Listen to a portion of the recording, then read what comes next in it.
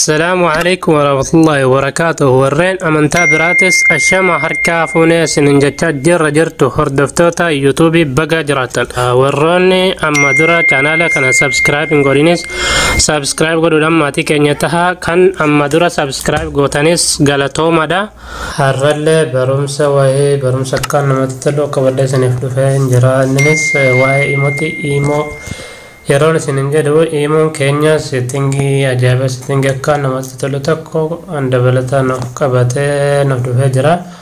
Kunoonnis kana jechuudha. Kana ni agartan jedhee yaada hiding chat kan jedhu kan jechuudha.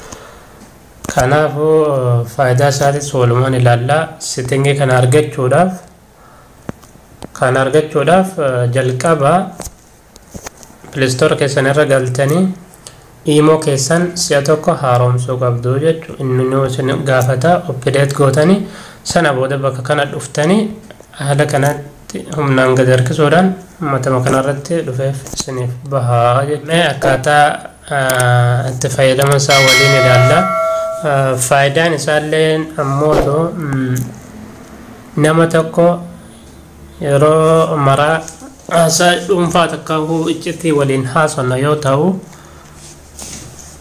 nama sana si'a tokko as keessa galchannee jennaan gubbaa kanarratti illee bahee notification isaa jechuun yoo bilbila keenya cufnee chaarjirra bakka adda addaa keenya deemnu namichi yoo nuuf barreessu barreeffamni bahee asirratti bahee namni dubbisu hin jiru jechuu gadi butee saniif gala jedhee yaada. Mee fakkeenyaaf kunoo inni agartan jedhee yaada mataa kanarratti bahaa jira jechuudha namni yoo na barreessu. Kanammoo si'a tokko as keessa galchannee jennaan kana kee galchannee jennaan hin bahuu jechuudha. Bilbila keenya cufnee deemne banaa jiraate haga nuyi as keessa koodii itti godhanne bannee as keessa gallee nama saniin chaatii waliin barreessu nutti jechuudha. Kanaafuu kana godhachuudhaaf mee jalqaba koodii itti godhannaa sana gochuuf irra galla. Yeroo irra gallee bakka kanarratti cuqaasan add chat bakka jedhu kana jechuudha. Nama itti galchatu barbaannu mistira waliin haasofnu yeroo mara mistira waliin haasofnu sana itti galchadhu jaa mee kunoo kanattiin galchadhanii keenyumaaf tokkuma itti galchu koona itti galfadhaan jira jechuudha. Ammallee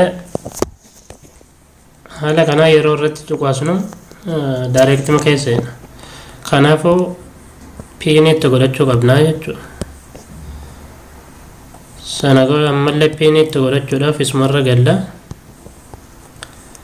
Yeroo isarra galle ammallee bakka kanarratti cuqaasna qoonota tuqaamotarraa sadan kan sana booda akkanatti yoo jiraatu itti banuu qabdu kana kunoo haala kanatti jechuudha. Ammallee bakka kana dhuftan jala kana jechuudha. Enable bakka jedhu kana sana booda kunoo koodii itti galfadhachaa jira. Meena koodii itti galfadhaa kunoo irra deebiidhaan si'a lama sin gaafata. Sana booda daan jettaniini jechuudha. Bakka kana daan achi booda of duuba deebina. Ofuma duuba deebina kono mee irra galeen isin agarsiisa. Yeroon irra galu kono koodii na gaafata jechuudha. Laazima koodii itti galchuun qaba jechuudha isa keessa galuudhaaf. Achi booda nama kana wajjin chaatii akka barbaadetti barreessaa jechuudha. Yeroon irraa bahee haala kanaan irraa bahee namichi dhufee naaf barreessa jechuudha. Nama fakkeenyumaaf yookaan chaarjirra kan hojii biraa deemataa yookaan namni ani chaatii waliin barreessu suni mistira takkaahoo haasaa dhuunfaa waliin haasaa jiru sun yoo na barreessu nama na barreessaa jiranni wanni tokko waan irratti bu'aa hin jiru jechuudha. Milikanni tokko bilbila kiyya irratti mee imurra gallee ilaalla. Yeroo imurra gallee ilaalle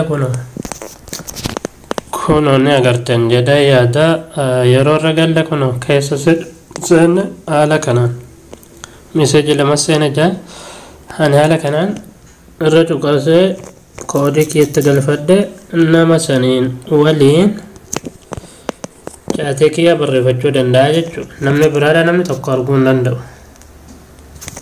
Gubbaa kanarratti illee bahee waan nama jeequu hin qabu jechuudha. Yoo amma fuutee bilbiluma kan kennamu akka inni ta'u. Kanaafuu haala kanaan abbaa barbaaddan namatti daddabalachuus ni dandeessu. Ka dura jiru malee amma dura kana qofaan keessaa qaban ture ka biraatti dabalachuudhaaf bakkuma kana dhufna jala kana ammallee aadchaat ka jedhu kana tuqaasnee sana booda ka barbaanne irratti itti dabalachuu dandeenya. Kanaafuu barumsa keenya irraatis kana fakkaata. Haga xumuraa viidiyoo keenya waan ilaaltaniif galatoomaa isiniin jedha. Viidiyoo keenyas laayik gochuu hin dagatinaa. Turtii gaarii.